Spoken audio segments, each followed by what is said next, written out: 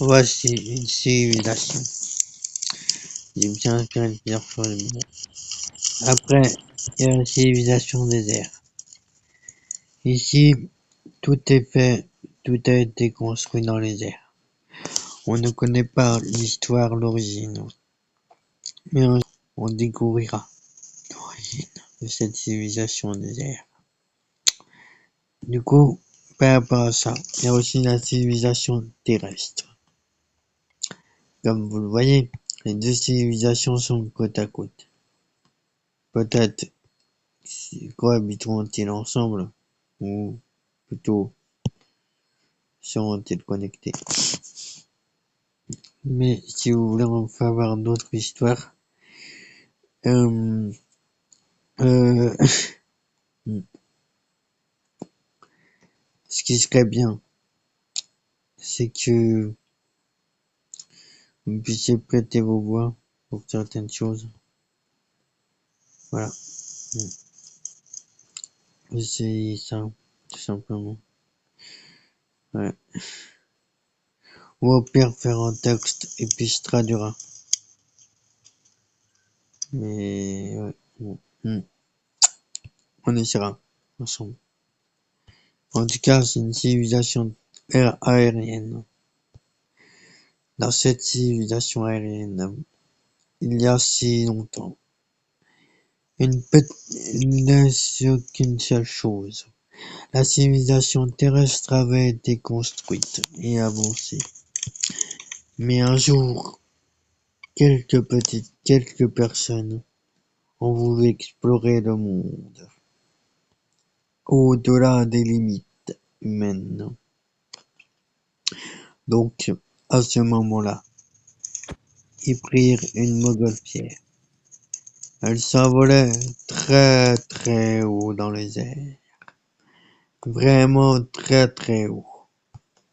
Du coup, la montgolfière atterrit quelque part sur l'île.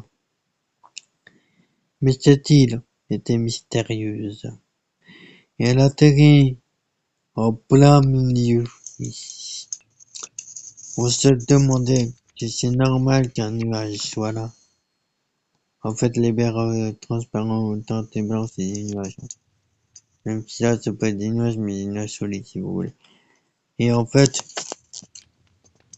ici, ils rencontrèrent plein de choses, plein d'habitants.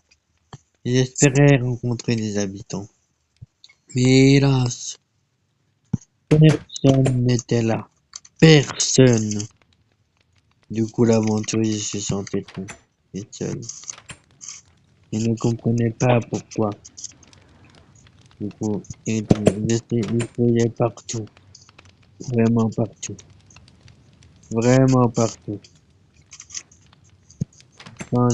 Sans trouver des choses. Sans trouver un chemin qui menait à quelque part. Donc, il disait, et si j'allais plus haut? Beaucoup plus haut. Beaucoup plus haut. Il commençait à manquer d'oxygène. Donc, il décida de redescendre. C'était trop pour lui. Il se demandait s'ils avaient vraiment disparu dans un autre endroit. Cette civilisation ancienne représente quelque chose. Elle représente un départ de civilisation, un commencement. Mais là, qu'est-ce que ça voulait dire? Quelle est cette énigme? Un arbre avec 4 quantités élémentaires. La terre représente la terre. Le vert représente l'air. La nigérite représente le feu. La glace représente l'eau. Et en centre, un arbre qui représente la vie. Quelle étrange société. Quelle étrange énigme. Du coup, ce personnage décala tout autour, vraiment autour, et rencontra quelque chose de magnifique. En fait, il voyait des codes. Ils voyaient des éléments qui correspondaient à leurs éléments. Que c'est étrange, se demandait-il. Du coup, il voyait encore, et voyait. Donc ça doit être pas ça. Ok, mais on peut imaginer que Bruxelles est en fait la région où ils sont allés. Du coup, voilà. Bon, petit à petit, ils explorèrent les cités. Une cité si puissante, si ancienne, qu'on se le demande si elle n'avait pas été enlevée d'une carte. Mais à ce moment-là, la cité devient puissante, majestueuse. Du coup, le personnage se demandait qu'est-ce qui va se passer? Est-ce que je vais aller explorer le monde? Est-ce que je vais explorer plus loin, aussi loin que cette structure étrange? Mais soudainement, il se passa quelque chose. Un appel, quelque chose d'étrange. Rien, toujours rien. On se le demandait. Mais pourquoi on avait cru entendre un appel s'il n'y avait rien que du désespoir et du chagrin? Mais à ce moment-là, ils comprirent qu'ils étaient en phase de construction, mais qu'il leur a dû arriver quelque chose de terrible, de vraiment terrible.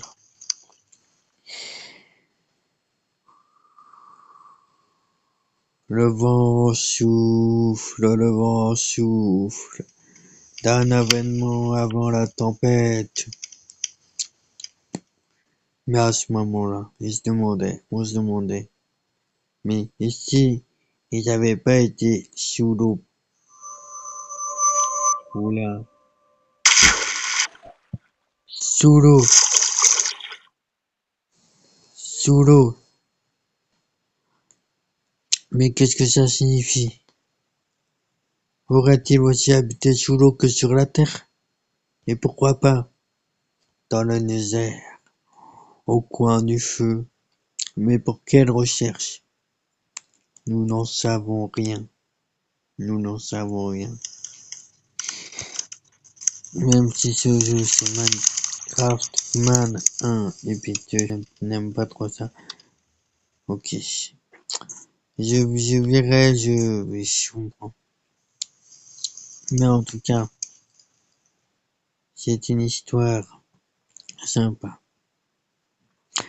Si jamais il y a les modérateurs de Craftman, au lieu de changer de nom, de mettre en 1, 2, 3, de ça, vous pourrez l'améliorer si c'est possible, en gardant le même style, mais en étant les améliorations de Minecraft. Parce que c'est peut-être parce qu'ils pouvaient pas, parce que c'était compliqué. Mais c'est quand même chouette. Parce que les autres jeux que j'ai essayé de Craftman, ils avaient que des bugs et ils n'arrêtaient pas de, même quand c'était en mode avion. Parce que en mode avion. Et ben, je pouvais pas y jouer tranquille. Ouais. Mais à ce moment-là, un immense bar se présente. Est-ce que c'était une fête où personne ne vit ici depuis longtemps? Mais à ce moment-là, la paix régna au monde. Et aussi, ce monde devenait impressionnant, fort, puissant, tandis qu'ici vivaient des maisons et des maisons, et là, d'autres maisons, de chambres doubles. On pourrait compter combien d'habitants dans ces habitants déserts? 2, 4, 6, 8. Dans ces habitations, il y a qu'un 10, 9, 10, 11, 12, 13.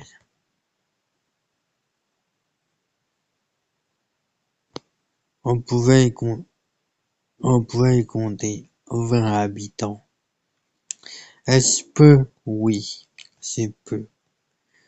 Mais pour une civilisation aérienne, c'est sûrement énorme. Surtout que ils ont fait quelque chose d'incroyable.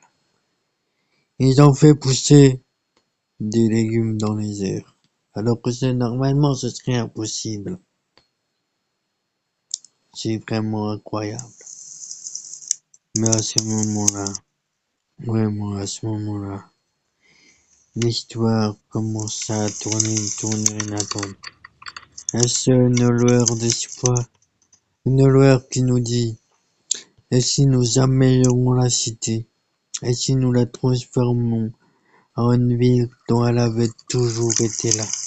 Ou alors, laissons ce vestige du passé appartenir au passé et créer une nouvelle civilisation.